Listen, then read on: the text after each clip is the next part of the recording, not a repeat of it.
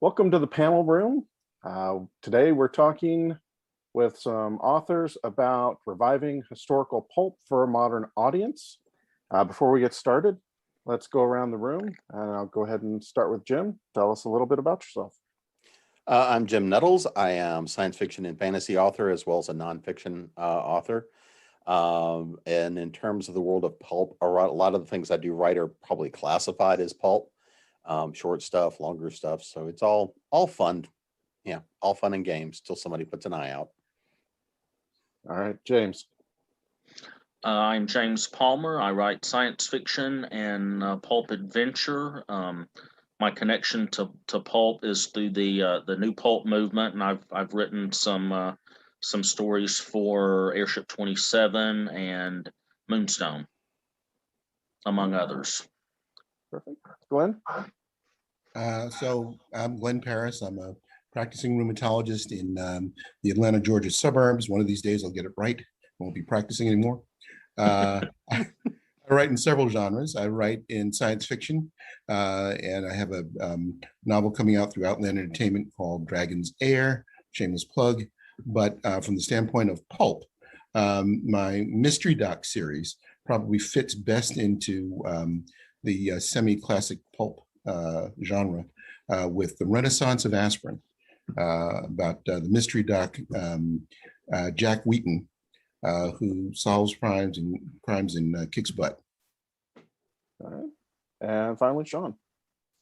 Finally, Sean. No, I'm just kidding. I'm always finally Sean. That's like it's like I've arrived. I'm Sean Taylor. I have written for like Pro Se, Airship, Moonstone, IDW, as well as Penguin Books, which was pretty cool. Probably the shining moment I had was when my work appeared in Walmart, because that was even harder to get into, the Barnes & Noble, which was really cool. I like to tell people I write for fun and money, but I prefer money. I write a little bit of everything from superheroes to horror. And what I never realized I was writing pulp, but then somebody said, "Hey, you're writing pulp." And that's the more I started reading through some of the new pulp stuff, I realized I'm basically writing the stuff I enjoyed growing up. So, which was a lot of these novels that weren't really in the pulps, but were inspired by that kind of style. Like your Burroughs and all that kind of thing. So yeah, I tend to lean towards for my pulp writing. I either get pulled in to write like some of the classic characters and these sort of, new things that they do, or I tend to favor like hard-boiled stuff. All right. So go ahead and start, James. The first question, the easy one. How would you define pulp, or in this case, new pulp? Oh gosh, that's that's not really an easy question. Even in the new pulp movement, everybody has a different definition. Tommy Hancock, the publisher at Pro Se, created this long, big, definition that I can't remember. To me, it's fast-paced, plot-driven. Maybe more plot-driven than character-driven, but not always. Square-jawed heroes, damsels in distress, villains with a shrink ray, that sort of stuff. That's the stuff that gave us everything we have now in science fiction, detective, noir, and even horror. Okay. And Glenn, what does it mean to you? Well, noir kind of mean, of course, literally means dark. And I kind of like, the villain who acts from the shadows, and the audience nor the characters know who they are, and you spend most of the story guessing, and terribly close, and always breathing down your neck, but you never see him. That's the best kind of villain, I think. Or should I say antagonist? This is 21st century. All right, Sean? For me, pulp is always kind of a sliding scale. It's almost a tone and a style more than it is. I know a lot of people talk about pulp as a genre. It's not a genre. It covered so many genres. There were horror tales, romance tales, Western tales, you name it. Practically superhero tales, but they didn't usually have superpowers unless you count some iterations kind of the shadow. Excuse me. But yeah, it's more the style that defines those. I think James hit it pretty solidly with kind of fast-paced, action-focused writing. A lot of times, pulp kind of gets a bad rep for jumping straight to stereotype to avoid like going full characterization. As a shorthand, I think pulp had a lot of shorthand. I think one of the things that's different about the new pulp movement is they're taking that fast-paced, action-focused writing, but there is a renewed emphasis on character-driven stories and things like, and saying something deeper than A fights B, sort of the Stan Lee idea because you demanded it. I think the original pulp kind of storylines are the things that eventually got sort of relegated to Saturday morning TV. Like you said, there's a guy with a shrink ray, or somebody, or Cobra's got a weather device, that kind of thing. But and it's funny because those stories are full on pulp, really, if you just look at them. But they kind of got relegated there because readers wanted something a little bit deeper, and I think new pulp has provided that, where you've got these kind of pulp archetypes, but instead of the shorthand, they're adding more of these character-driven and dare I say thematic elements into it. I know I'm going to get drummed out by using words like thematic and characterization, but I'm a full believer in what I call literary pulp. So yeah, you got to leave a quarter every time you use a word like that. I mean, that's right. I won't even drop existentialism then. And any word that has more than 3 syllables in it's going to cost you. That's right. You didn't tell me that on the beginning. You just told me what words I couldn't say. I said it was free to come in. I didn't say it was free to leave. Check out anytime you want. Gotcha. Well, I mean, for me, pulp, I agree entirely. It's not a genre. It's more about a style. And to me, it's one of those things that it doesn't take itself so seriously, except the characters tell it straight. Mm-hmm. And if I look back at the history of pulp, that goes back to a term of the quality of paper it was printed on. They were seen as cheap, disposable stories. You wanted it fast. It was meant to be fun, entertaining. And I think what we see now with the new pulp is taking that speed of delivery and the fun characters and just these fun adventure, regardless as to what genre it's in, whether it's horror, whether it is steampunk, whether it's hard-boiled mystery, whatever it is.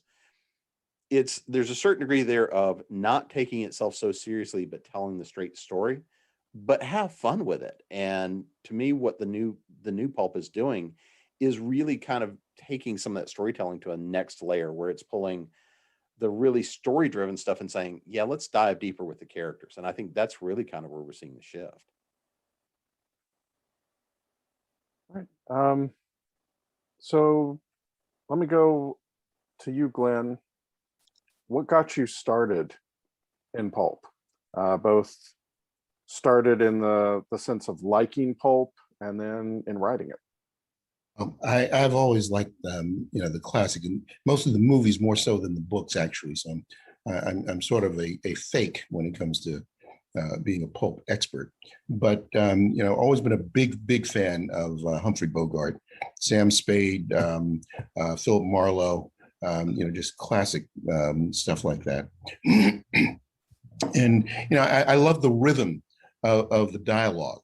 The pace of the story was great, but the rhythm of the dialogue and the delivery of a great line always gets me. So I started writing in this genre, I guess, about 11 years ago. And I went away to, believe it or not, a writer's workshop for physicians. And it was run by Michael Palmer and Tess Gerritsen, Rizzoli and Isles fame. And I had a kernel of a story, and Tess Gerritsen challenged us all to come up with 2 characters who had a lot of sexual or romantic tension, but just couldn't quite get together. And I said, I can do that. And I went back to my room that night and I created these two characters and I kind of dropped them in the middle of a story that I'd already, sort of mapped out. And it actually turned out fairly good. The Renaissance of Aspirin, it was about a medical scientist who comes up with a cure for fibromyalgia, discovers an error in the formula before it gets to the FDA, and they try to take her out, and they miss. She goes on a run, so it's a chase story from then on, and it sort of fit. As I was writing it, I even referenced, Dashiell Hammett and Raymond Chandler, throughout the story, just for fun.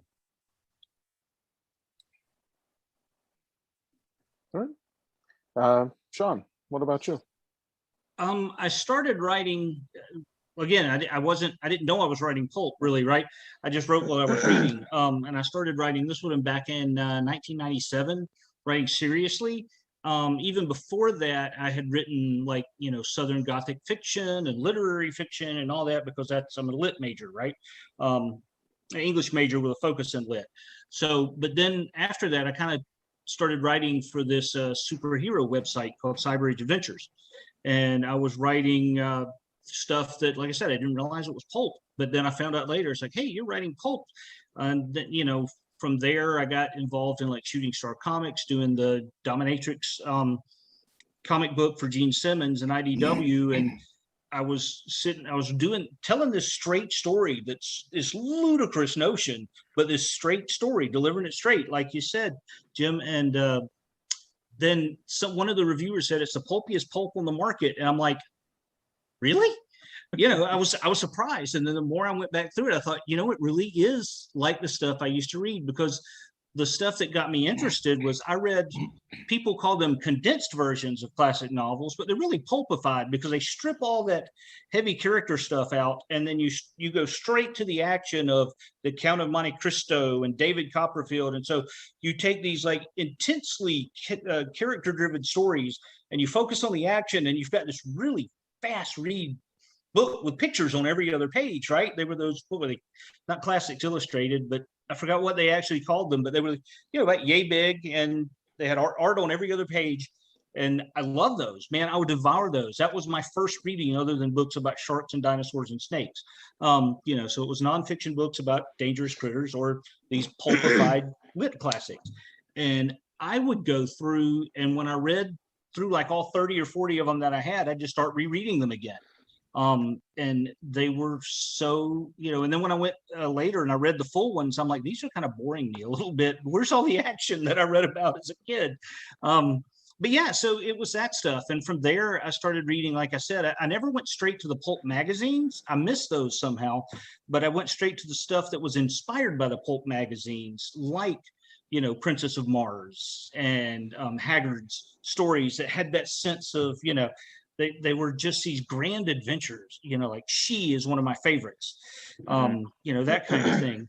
So yeah, but then I got involved from there. Bobby Nash told me about Airship. And when I got involved writing a little bit for Airship, I think the first thing I did was a Lance Starr novelette for him. And then I met Tommy Hancock, got involved doing some stuff for Pro Se. From there, I met Joe at Moonstone, and next thing I know, everything I'm writing is pulp. And now I'm like, I want to go back and write some horror now too, because suddenly I'm writing nothing but pulp, But I had to take all those elements and kind of fuse them together and bring my own sense of who I was as a writer to pulp. So it pulls in a little bit of horror, a little bit of hard boiled, a little bit of superhero, a little bit of literariness to it, and it just kept getting called pulp. I'm like, okay, I'm good with that. How about you, Jim? Well, I go back to the stuff that I was reading and watching as a kid, and I blame Dad for a lot of this because he was a big fan of the old westerns and the Nick Carters and a lot of those older pulp series and radio plays. I still love radio plays. And one of the things that I really believe in for anybody that's trying to learn to write and write tight, go listen to old radio plays, the old of any genre. But I mean, I was a big fan of The Shadow, a big fan of The Phantom, big fan of Twilight Zone and Outer Limits and all those kinds of shows where you get so much packed into such a short period of time. It moves fast. You've got to pay attention. I'm not a big fan of if I don't have to pay attention, then I'm going to tune out and probably stop caring anyway. And that's where I grew up, was watching those, listening to those, reading those. Everything from Heinlein to even if I go back to a lot of the Sherlock Holmes, I'd pretty much read anything. But most of the stuff that really drew me in was stuff that you look at and you go, was pulp. And so that's really where I got my start, was reading all of that and listening to it and watching it. It's still a lot of fun for me. And from a writing standpoint, because that was so much of what I read, the earliest stuff I wrote really was kind of pulpy, because I didn't have, I won't say I didn't have a choice, but it was one of those things that flowed for me. That was what felt natural as a writer. And that's a lot of the stuff that I still write today is heavily dialogue driven. It moves fast. It's action to action to action. And then you get those little lulls to go and take a breath and go say, well, everything went to hell. Now what do we do? Go kill something. Or everything just went to hell. And what do we do? I'm going to sit here and just wait a minute till, oh, hell, I got to keep moving again. A lot of those kinds of elements, it's a lot of fun, and it pulls somebody through. I've got a book that's 105,000 words that I've known so many people going, that's so short. I'm like, you realize that they're talking about, they're reading something that's this big. And I'm like, you realize that what you just read of mine that you were talking about was too short is 1.5 times the length of what you just read. And a lot of the time it's the fun of how fast those things go. Yeah. And to me, it's about speed and pace, that it's a lot of fun. James, what about you? Well, I grew up, reading science fiction and really wanting to be a science fiction writer and trying to figure out how these stories are put together. And there's all these very ornate stories, and they win Hugos and Nebulas, and I'm thinking I have to do that too, but I'm trying to deconstruct this thing, and I'm going, how did they ever come up with the idea, let alone make it this elaborate, literary mood piece thing? And then I grew up on, comic books and Saturday morning cartoons, and I took a writing class, science fiction writing class, at my local community college, and he mentioned the Edgar Rice Burroughs, John Carter of Mars books. So I picked those up. I was reading a lot of Lovecraft. Someone at Dragon Con gave me a copy of Mark Finn's biography of Robert E. Howard, Blood and Thunder, and I read that cover to cover. And he mentioned stories in there that he liked, and I started getting, because I wasn't really into the Conan stuff necessarily. I remember a friend of mine that growing up in the 80s had the comics and stuff, but I wanted to read the other stuff that Howard wrote, and got really into Howard, and read the Conan stuff too. And I thought, wouldn't it be cool if people were still doing new stuff kind of in this vein, in this style? And I asked Van Allen Plexico if he knew of anybody, and he pointed me to Airship 27. And next thing I know, I'm volunteering to do a Gideon Kane story. And that was my second story to come out, but it was the first one I finished for them. Before that, I hadn't finished anything. And when I got into pulp, I was finishing stuff. It taught me how to write and finish what you write, and kind of do stuff my way. And I still carry that with me to this day. I write short. I write novella length. Which back in the early days of the pulps, that was a novel. Even though it was only 20,000-30,000 words, that was a novel. And people did that every month after month. So yeah, that was how I got started in it. Do you think finishing the stories was related to you as a writer, or more because you were writing something that you felt at home with? I think it was a little of both. Mostly the second thing. it was kind of like I had permission to kind of do that kind of stuff, if that makes sense. It wasn't. I know it wasn't going to win awards, but I didn't care anymore. I was having too much fun. All right, perfect. So my next question, I'll go with you, Sean. What we hear about Pulp, the larger than life characters, the big situations, the old cliffhanger serial type feel to it. Pulp tends to reflect the time that it's written in. How do you think that impacts Pulp that's written now, the new Pulp? And you kind of touched on it earlier, I believe, but get a little more in This depth. is my favorite thing about it. Is my favorite thing about new Pulp is I get to actually write modern sensibilities with these larger than life kind of characters, right? I'm no longer stuck writing, various races or ethnicities or gender as a certain type, and that's all they can be. The woman is a damsel in distress. A black character can be a sidekick, but not the hero, or whatever those things were that you kind of were limited by back then. You can change all of that and throw it out the window now, and I love that. In fact, when Bobby Nash and I approached our story Bible for the hardboiled character that we do for Airship, Rick Ruby, the one thing we really wanted to do is that Rick lived, quote, across the tracks, or would have been called across the tracks in the day, right? Rick is a white guy in a black world. That's the world he knows, the woman he loves, the bar where he operates out of. And because of that, he doesn't fit in either, because he is still a white guy.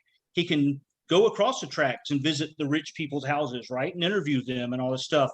But his world is one he doesn't feel like he really belongs in both. And he knows that he and Evelyn will never be able to have the white picket fence because he's white, she's black, and that's not. So I can make those kind of statements and say something about now and try to change things with people now as they read it without being like, hey, look, you should do this. I'm not talking about like here's the moral of the story, right? I can present these characters and their emotions and their characteristics, and people who are reading something about the 30s they could have never read in the 30s because of the presuppositions and the limitations you can read that and say something about today. I think that's why I think a lot of the fiction I do in the new Pulp movement, I tend to focus on characters who are dealing with issues of race or gender or sexuality, because it's important. Those are the things that are driving today's culture, right? If you look at the news, those are the things that are in there. And Pulp is an outlet for me to address those things in a way that's not done in such a, I'll go to comic books, right? There's sort of this pushback that, they're trying to change, the whole culture war thing, right? Cancel culture war, all these things that have the word culture in them, right? When Miss Marvel came out, it's like they're trying to take Captain Marvel and now she's a little Muslim girl, or whatever those kind of stories people are saying, right? So I can go into a Pulp story and present it as real world as it would have been, but I can actually tell that story, whereas I never would have been allowed to tell that story then. And so to me, new Pulp gives me the opportunity to face those limitations, whether they be style limitations or cultural limitations, social limitations, and now tell those stories in that kind of setting. And to me, that's important. And that's why, I probably try to push the limits with publishers who may not always be comfortable with me trying to push those limits, because, Pulp still has, by and large, a certain kind of fan. At least will always be sort of the hardline fan, right? The person who thinks, well, it was like this, and we should be telling those kind of stories. And I just don't believe that. I think Pulp is for everybody. And if I can tell Pulp stories for people who live now, that's what I want to do. All right. Thank you. Jim.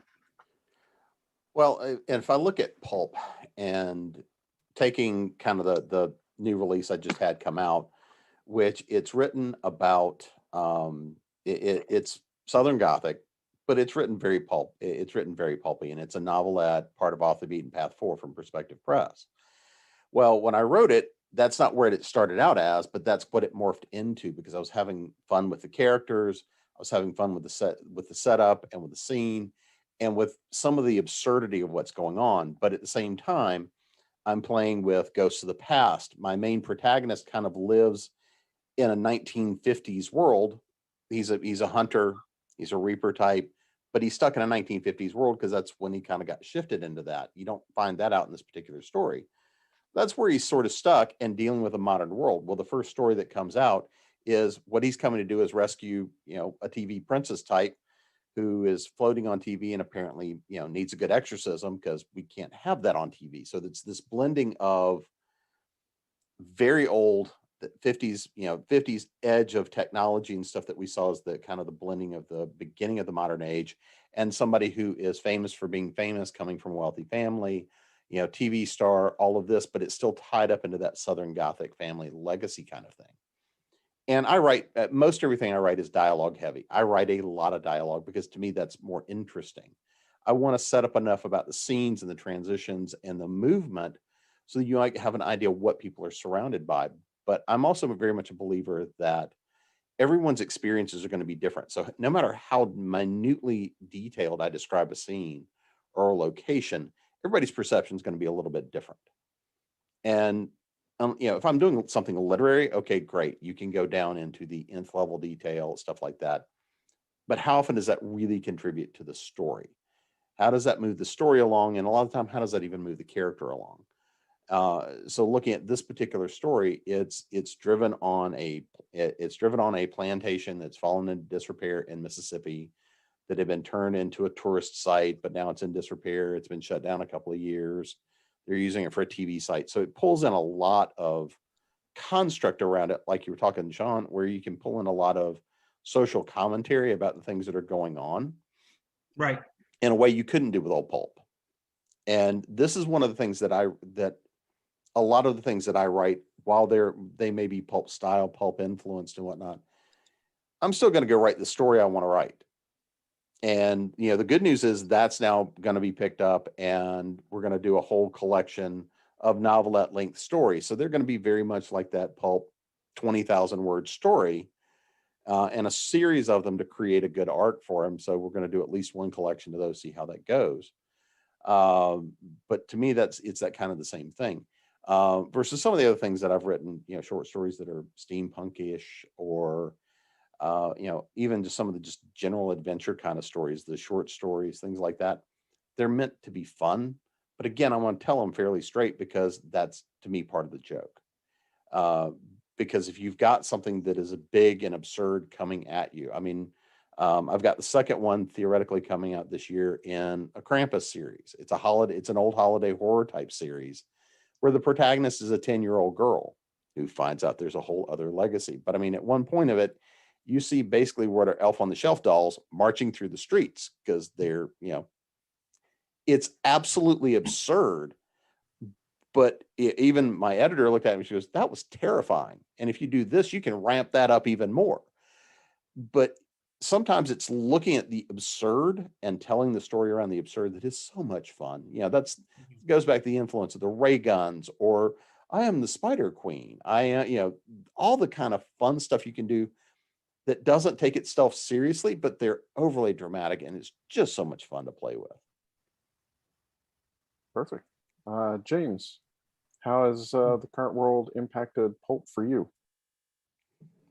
I think it goes back to a lot of what Sean said. A lot of pulp back, in the day was overall pretty racist, and it not in a we're in the Klan sort of way, but just the way they approach, like everything was a race. It was the Irish race and the Polish race, and everything was race. They were just, it was just part of the woodwork. I'm a big Lovecraft fan, and I'll tell people that, and someone will invariably say, he was a racist, right? And I say, yeah, you know, in the beginning, and some of his stories are and stuff, but I, with my Lovecraftian stuff, I don't focus on that stuff. And when you were, a lot of the stuff Airship does and Pro Se is they take public domain pulp characters and they write new stories in that same setting, but new stories. And you just like Sean said, you can talk about this other stuff. You can take out all that bad stuff and you know, just put a new modern spin on it, give it a new sensibility. All right. And Glenn? Well, you know, it's interesting. You know, the four of us are probably close to the same age, so we have a lot of the same influences in terms of books and television. You know, and I echo what Sean and Jim say. You know, I grew up, you know, watching a lot of black and white movies, and when I write, I do write, you know, big concept things in science fiction, but in you know, in suspense and thrillers, I write about small things because those are the fun things, those are the personal things, and very often my writing is very character driven, and there's a lot of dialogue. You know, I do put in some descriptions, and you know, I've been told that, you know, my descriptions are very detailed, more detailed than they need to be, but you know, I guess that's my style if I've got such a thing yet. But you know, you could. It's a great way to recognize stereotypes and break stereotypes. You know, you always have the issue with the Irish cop, you know, the black drug dealer, you know, the Asian prostitute in an opium den or something like that. You know, so you have those kinds of things, but you know, it gives you a chance to turn things on your head. In reality, I think we've all seen the situation where, you know, you see a couple together, you know, and you know, maybe it's an Asian woman and a Latino guy, and you're thinking, how did they get together? It's like, because they met. You know, they started talking like people talk. You know, they fell in love. They joked a little bit. Yeah, you know, somebody made the other one laugh. I mean, you know, that's usually what cements it. I mean, you know, you can, you know, read poetry till the cows come home. You make somebody laugh, and they're going to call you back. You know, so you know, I build a lot of that kind of stuff into my writing, and I like the kinds of things that I read like that. I mean, you know, Bogey and oh goodness, what's her name? Lauren Uh, Bacall. Lauren Bacall. Bogey and Man, Bacall, baby. man, that chemistry was great, and it's going to be great forever. In 50 years, people are going to watch that, and they're going to recognize the chemistry between those two people, and that was real. That was onset and offset, and if you can capture that kind of chemistry between two characters, male male, female female, male female, any combination of races, I mean, you don't even have to agree with you know, their relationship, but you'll get it, and you're gonna follow it, and if it's true to form, you're gonna believe it. And I think that if you can put those kind of characters into a story and get that story rolling, you know, you've got people. Right. You've captured an audience. And people are messy, and pulp gets to be messy. Yeah. Yeah. I think I was lucky too. It's something that, you know, you're talking about with influences, everything. Because I did come from a literary English major type. I like Langston Hughes and Zora Neale Hurston and Gabriel Garcia Marquez are as big an influence on my writing as Burroughs or, you know, or Haggard are. And because of that, it brought a little different perspective. I think that made me a little more thankful to have that, I think, than people who all they had was the pulp magazines and then this history of, you know, the great white hero kind of pulp writer, right? You know, the you know, they may, you know, the way you think of a Burroughs or a whatever, right? You know, I think I was very fortunate for that because I was able to see different things, and that helped change me as a person so that those things could be reflected in the writing. And I think you're right. I mean, you could take that scene, you know how to whistle, don't you? Just put your lips together and blow.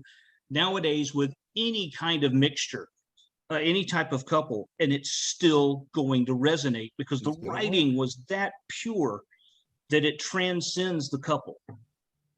And I think Pulp can do that if you do it without just worshiping the past. Right. I mean, the thing about those kinds of stories is, once you create the character, and Humphrey Bogart played the character. He wasn't the character, he played the character. Lauren Bacall wasn't the character, she played the character. But they played it so well, you can't really imagine anybody else doing it. I mean, I've seen The Maltese Falcon with another actor from, the 1930s before Bogart did the role. And I just couldn't buy into it. Mhm. I mean, it was awful. Not because the guy was a bad actor, because he wasn't Humphrey Bogart playing the part. And I think the other thing too that really plays to is you can tell the same story, the exact same story with the exact same characters, but whoever's telling the story, the narrator, the author that's giving you that particular twist, is going to be the one that's the difference, especially in Pulp, between its Pulp and the really memorable stories that stick with you. I mean, Star Wars is Pulp, space opera is Pulp on film. But look at the kind of the classic lines that have come out of a lot of those kinds of films. But the films that stick with us, the stories that stick with us, are because they feel so classic and they feel very timeless. Even if you're watching something on black and white, Maltese Falcon, you're watching Casablanca, you're watching, Arsenic Old Lace, even all of those stories are timeless. And I mean, I've seen different takes on them and everything else, but there is a certain flavor to it that captures not only the time it was created and the time it represents, but also that timeless nature. And I think that's a big key. And I think that's the trickiest part when you take the actual characters that were published back then and have to bring them like Airship or like Moonstone is doing typically right now. Like if you're writing a story with the Golden Amazon or the Phantom Detective, you got to get those things right. There's certain key things that will resonate, or else it's not Humphrey Bogart anymore, like you say, Greg. It's not the Phantom Detective because he wouldn't do that. That kind of. There's certain things that you really need to resonate, or you need to say, he's dead and now this is his best friend taking over the costume, kind of thing, because it's just not him anymore. And I think that's a key thing. You can bring it into a modern sensibility, modern cultural setting, but if you're not true to that original character, then you're still going to lose people, right? It's not going to ring true, which is why in some cases it's easier to create somebody new, like Bobby and I did for Rick Ruby, because I didn't want to tell a Richard Diamond story. I wanted to tell a Rick Ruby story, and Richard Diamond wouldn't fit. I couldn't just thrust him into a Rick Ruby story. I needed Rick Ruby, so, and you just can't take your idea of the Phantom Detective should be this, and so that's the way I'm going to write the story, because it's not the Phantom Detective anymore, if that makes any sense. Yeah. Humphrey Bogart's got to be Humphrey Bogart. Mm-hmm. Now this kind of flips everything around, because we've been talking up until now about it from the writer's perspective. But I'm going to go over to Jim now and tell us who makes up the modern Pulp audience. Who are the people reading it? Well, one of the things I think that we're seeing is Pulp growing as an audience to me, because if I look at how science fiction films, if I look at a lot of the things that we would have considered, or that would have been considered in the 50s, 60s, 70s, that would have been the throwaway entertainment, that are now benchmarks, James Bond, and the legacy of that. If we look at cartoons from the 80s and the fact that the legacy that a lot of those things are carrying, if we look at kind of even how geek culture has become very prevalent and acceptable. I mean, for those of us that grew up on the science fiction and comic books and cartoons and all that kind of good stuff, that was you're in the nerdy crowd, the geeky crowd over there, and thou shalt not cross this line. Now, these kinds of stories have become part of really the cultural norm. So to me, everybody that is a reader or a fan of a lot of these things is going to be a fan of Pulp. They just don't necessarily know it, and they don't necessarily know that that's what they're getting. And to me, it's almost a matter of we've come full circle. if we look at the people that were, the consumers of pulp from the late 1800s up to say the 1920s, that was a widely read thing. It was a large audience, but it was meant to be read fast and enjoyed and go to the next one. And we look at those things that have kept going, the Sherlock Holmes, and some of those kinds of stories that carry forward and resonate to now. Or look at Conan, I've got the Philip Jose Farmer up there. We're going back and really pilfering a lot of the old stuff again to try to bring it new, make it new and bring it new. The John Carter of Mars movie that they just sort of let it die when they shouldn't have. Mhm. To me, I don't think a lot of the current audience recognizes that what they watch on TV or what they're reading or what they're catching on film is pulp. Mhm. All right, James. Well, did you call me or? No, he said James. Oh, James. Okay. Yeah. Yeah, sorry. No, I think what Jim said is dead on. I used to participate in a what is pulp panel at Dragon Con, and people would always ask, well, what is pulp? And the easiest example to give them is from movies: Indiana Jones, The Rocketeer, the John Carter movie. That's kind of the pulp was for mass consumption, and that's kind of the mass consumption now is movies and TV, both network and streaming. Um, so that's that's the pulp we have today. Talking about the John Carter movie, updating stuff. I thought they did a great job with Deja Thoris. In the book, she was getting captured and rescued every other page. But in this one, she can fight and hold her own. So that's what pulp is today. And I think those readers, if they read, they're getting it from movies first, and then hopefully discovering the books. They see a James Bond movie and then want to go read Casino Royale or something. Okay. Clint. Yeah, I think that when you ask who reads pulp, I think it's our job collectively to grow that audience. You read one story, whether it's a short story in a magazine or in an anthology, and you want to read something longer. Hollywood and Madison Avenue, I think, have to grow up. Back in the 60s, everybody knows the story of how Star Trek had to get 2 starts because the network didn't think that the audience could handle the intellectual burden of Star Trek. And of course, it's survived for going on 60 years now.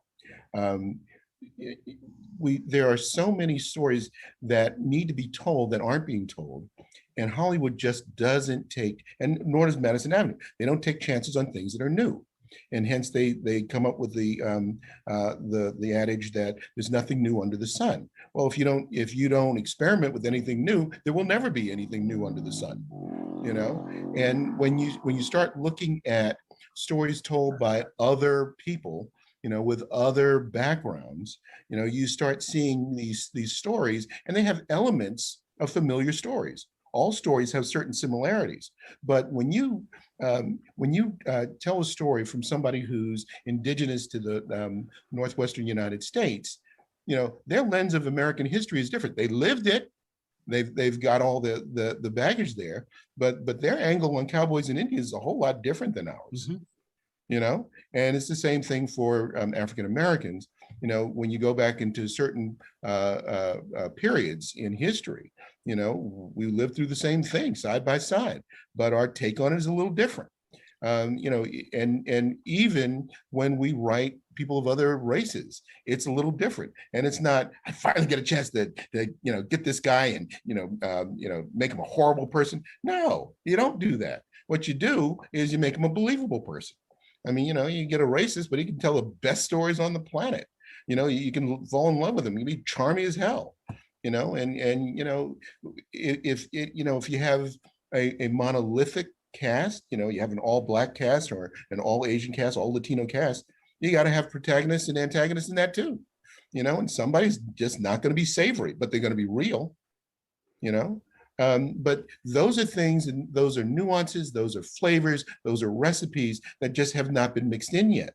And my experience has been, I write a story and they say, you've got a voice, but I just don't know where I'd market it. And I get a pass. I put it out myself, and it has a little bit of popularity to it. So, I think that the industry that controls the gateway has got to really grow up. Thank goodness now for self-published authors and indie authors. Because you can put things out there that are different and that are high quality, well written, great characters, great dialogue, good craftsmanship, and it's different from anything that you've read. It's like, whoa, where's the rest of that? Where can I get more of it?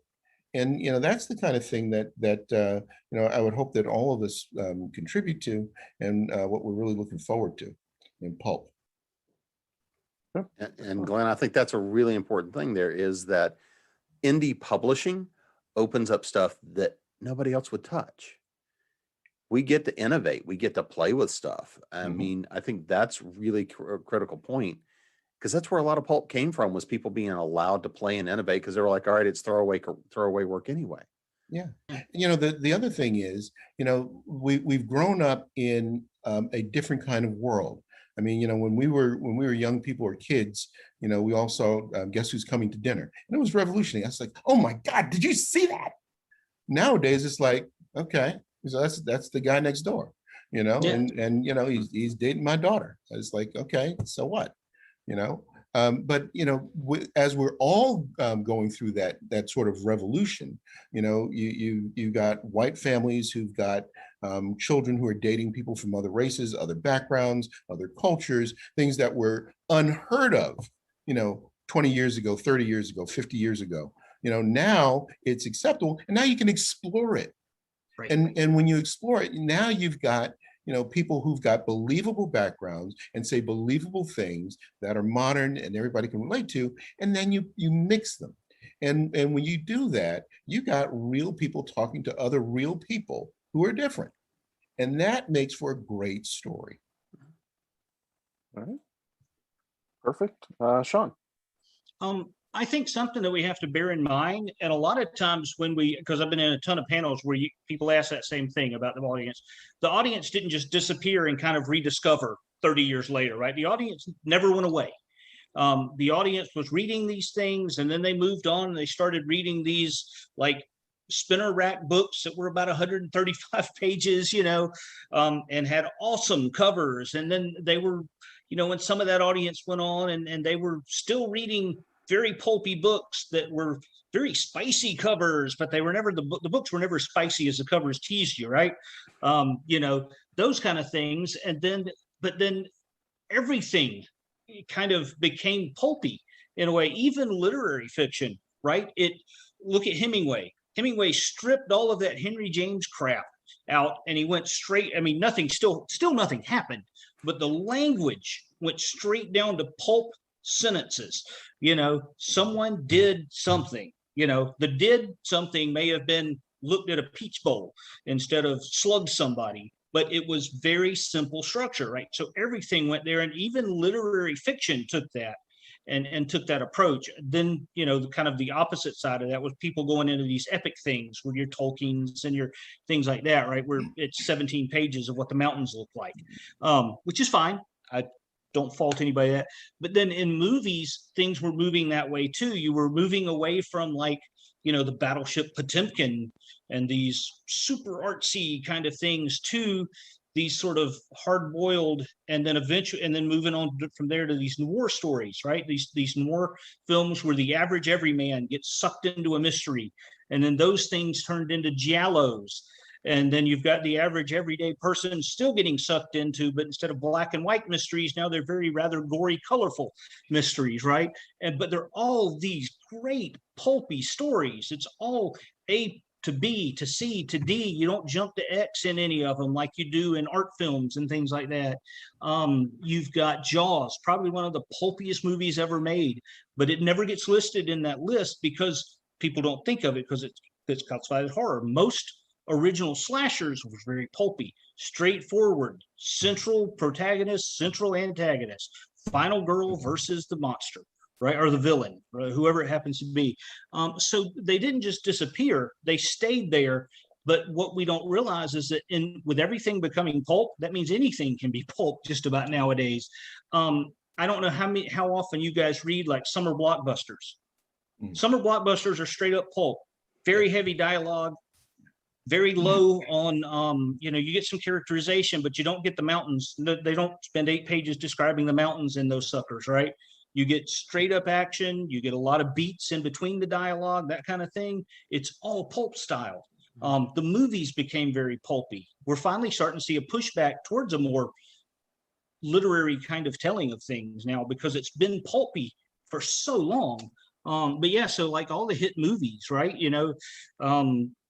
Avatar was a total pulp film. It was as pulp as anything that Burroughs ever wrote. Those kind of things. So the audience never went away. It's just that they now, I think, James, you may have been the one that says they enjoy pulp without realizing that they're enjoying pulp. So it's the pulp transcended in the same way that everything that has a straightforward kind of storytelling style now owes itself to our great grandparent pulp, in the same way that any kind of pain reliever owes itself to aspirin. Nowadays it kind of became, just like the word Xerox became synonymous with copy. Pulp is embraced it's just influenced everything. So it's like winning and losing at the same time. I would add to that, though, the pendulum swings. And yes, a lot of, superhero and detective and spy movies, have always had that pulpy feeling, the short sentences, the quick pace. But I think that in the last 10, 15 years, you saw a swing away from that. You saw a swing away from that in comic books. You saw a swing away from that in the movies. So Marvel's secret sauce is really developing the characters and the relationships between the characters. So you want to know what Natasha Romanoff and Bruce Banner have going on. There's a vibe there. And when things slow down a little bit, it's like, okay, they're talking about taking a shower together. They're sharing a toothbrush. I mean, that's personal. You've got Tony Stark's, lamenting that he's going to die out in space, and he's leaving a diary for his wife. These kinds of things are what separate Marvel from DC and Marvel from old Marvel. The depth of character development. That you're seeing there. I don't know what the next phase is going to look like because they really did such a good job over the past 15 years getting these characters just right. Why is Wolverine the giant star of X-Men? Because he's personal. He's the kind of guy that everybody relates to. I think that's evolved from pulp. And maybe it'll go back to the short action packed genres that don't have that depth. But I think I'm going to miss it if they ever go back to that. But I was going to say, I think that I wonder if that's not someone we see now with the difference between DC and Marvel in films and media. Yeah, is that Marvel has gone and embraced, because they've kept the camp aspect, they've kept that, but they've now gone and said, we're going to make these characters feel real to people and connected to them, where DC has kind of doubled down and said, no, we're going to keep the hard noir, and you want a story, you want characters, we're going to give you the right outfits, except for the bat nipples. And I think that's part of almost a good description of classic pulp to new pulp, is that classic pulp has the characters, the frame, the quippy, bat nipples, yeah, and the bat credit card. Versus new pulp is pulling all those elements that feel bigger than life, but also making you connect to the characters in a much more real way. And I think what's pushing that too, I used to manage a comic book store, and that was right as we're getting this change in what indie comics were. They were becoming far more like Vertigo used to be, right? So instead of the old Stan Lee, somebody versus somebody because you demanded it, they were stories like Monstrous and Bitch Planet and these super character driven, more intense kind of stories instead of this sort of light fill in the blank, somebody fights somebody kind of story. And but even those, if you look in them, you know, they were driven by these sort of pulp iconography. Bitch Planet is a women in prison comic. You know, it's just a space one on a planet and things like that. You know, Monstrous is a Frankenstein story. And I think somebody made, you may have mentioned this earlier, Jim, about how, you know, and I think it was you, Glenn, about how, you know, there are those stories and we're told everything, there's nothing new under the sun, but the way we approach it is new, because My Fair Lady is nothing like Frankenstein, yet it's everything like Frankenstein. 1,000 Acres is King Lear told from the other daughter's perspective. You know, it's the way we approach these stories and tell these often told tales, you know, because what's to say, they're only like 12 stories, and it's just how you tell them. I forgot the number of it, but there was some, I can't remember who it was, but they said there are only so many stories, right? It's the way you 7 or tell 12, them. whatever it was. Yeah, One of those that magic makes numbers. it unique. It's one of those You know, magic numbers. Yeah. 3 is a magic number. Man There and you go. woman had a little baby. They had 3. Sorry, that was my growing up and Saturday morning TV there. But yeah, so yeah. But yeah, so it is. And pulp can we can continue to tell those old stories, but we're doing it in a way that actually embraces the writer as a personality instead of the writer as a machine. And I think original pulp was the writer as a machine.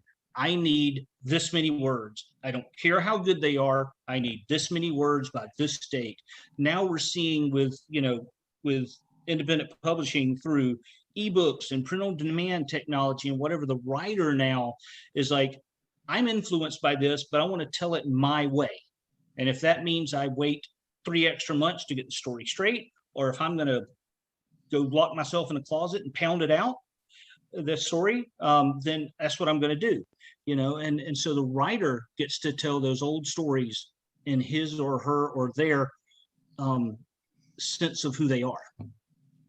But how do you get it out to the audience? That's the trick. Oh my That's the God, trick. yes. Because you know, you get a story and you tell it your way. And if you don't know everything, or if the editor or the agent can't figure it out in the first 5 pages, you know, it's not worth reading. They don't go any further into it. You know, if you're lucky, you know, you actually hook them and they actually, you know, want to read a little bit further. But there are so many books that have done incredibly well where you really don't get into it for 50 pages. I mean, you know, no editor, no agent's going to read 50 pages to get into it unless they already know the story is great, or you're Stephen King, in which case you can just spit into a napkin, close it up, and send it off, and you know you're going to sell 50 million copies. You know, so for the little seedling writers who are growing up, who've got tremendous talent, you know, I think we may be missing out on a lot of things that could be great. I think that's where one thing where pulp got it right. They learned on, you know, these writers learned to craft by these short stories. They learned to tell stories in a truncated form. They learned to start in medias res. They learned to jump in there, and they learned to say, this is going on now. You need to be reading that, you know. So, and I'm an editor, right? And I used to work with publishers, and they, you know, and writers, and they'd send stories, and I'd read 2 pages into it, and I'm like, nothing grabbed me. Sorry. My friend James Tuck has this saying that I live by. It says, like, I didn't win the role, so I don't get to use the F word, but I can use this one. Life's too short to read shitty books. And if you get 1 page to tell me it's a good book. If not, I don't care how good it is, like you said, on page 50. And that's another good lesson from pulp writing. Jump in. Yeah. Just go straight into the deep end, man. Give me the story right off the bat. Short fiction is so much harder to write than long fiction. You just got so much more mat to work with long fiction. Short fiction's got to be, it's almost always within 1 or 2 days. It's, you know, short fiction's rarely a week long, you know, unless you jump or have a flashback. So it's a good exercise, and I'd recommend, you know, trying your hand at short fiction for anybody who's learning to write. I know there's not a writer's workshop or lesson template, but it's just a good exercise. One that I got into kind of late. I started writing short stories after I was writing, novels, and it's a bigger challenge. Very much. All right. Looks like we're just about out of time. So I Oh, do think we it's have perfect. I didn't Point get to to use end my on. prize. I didn't get to use my prize. Say it right now. Go ahead. Oh, heck. All right. Tease. So let's go ahead and go around the room one last time. Let people know where they can find you. We'll start with Jim. You can find me at jamespnettles.com, authoressentials.net, authoressentialsworkshops.com. You can find me here at continualconvention.com, and pretty much all over the place. They All right, occasionally Jay. let me out of my box. James. You can find me at jamespalmerbooks.net. I also have a Patreon, patreon.com/jamespalmer. I'm all over Amazon. Find my stuff there. Find me on Facebook, Twitter, LinkedIn. I'm everywhere you want to be. All right. Glenn. You can find me at Glenn Parris, 2 N's, two R's, because I'm double trouble, .com. You can find me on Amazon. My latest release is Tales of Wakanda, the Black Panther. My story is The Underside of Darkness. And I got some more things coming out pretty soon. And I hope to see all you guys at more conventions. Absolutely. Definitely. And finally, Sean. Finally, Sean again. See, it's a motif. You can find me at thetaylorverse.com, TAYLORVRSE, however you spell. And then that's my website. You can find my writer's blog at badgirlsgoodguys.com. And if you can find me and several other indie authors doing readings at indie with an IE, that's indieauthors.read.com. All right. And I want to thank all of you for joining us today and everyone for watching. We'll see you next time. Bye. Bye-bye. Bye. Bye, everybody.